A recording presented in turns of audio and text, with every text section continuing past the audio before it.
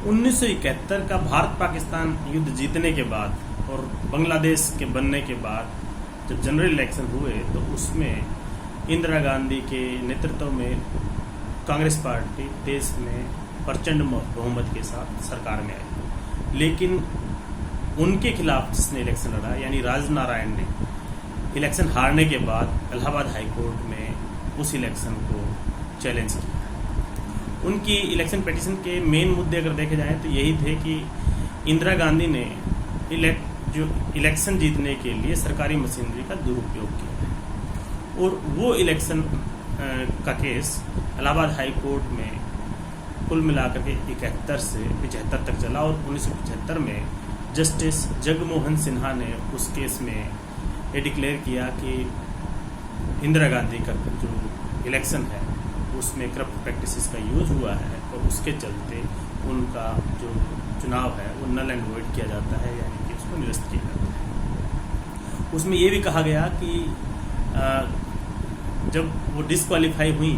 तो उसमें अगले 6 साल तक वो कोई भी इलेक्शन नहीं लड़ पाएंगी, वो पॉलिटिकल एक्टिविटी में पार्टिसिपेट नहीं कर पाएंगी। ऐसी स्थिति में वहाँ पर जो इंदिरा गांधी की तरफ से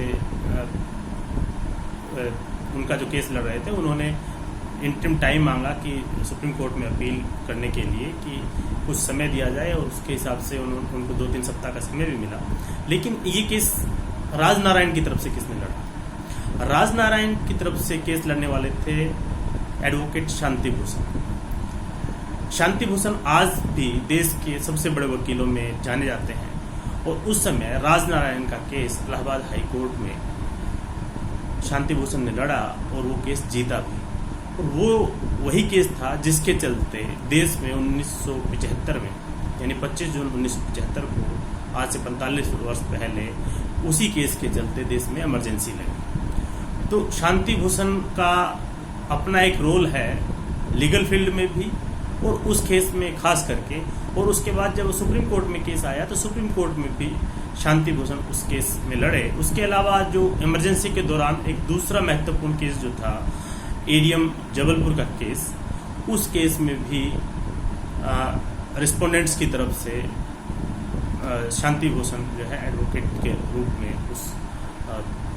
केस में रिप्रेजेंट किए। इस हिसाब से इमरजेंसी के समय में जो इमरजेंसी के खिलाफ खड़े होने वाले लोगों में शांति भूषण आगे की पंक्ति में खड़े थे और उसी के चलते जब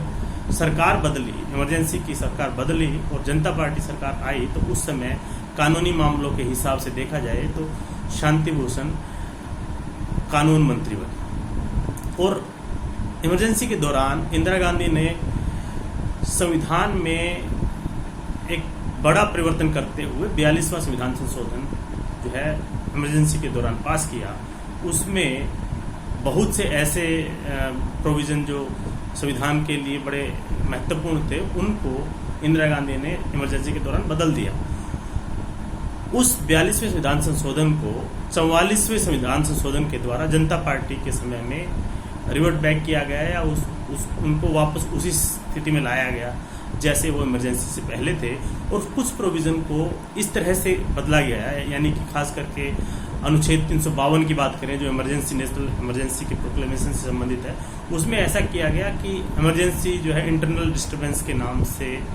कहीं आगे दुरुपयोग ना हो, तो उसके हिसाब से भी अनुच्छेद 352 में भी बदलाव किया गया। तो इस तरह से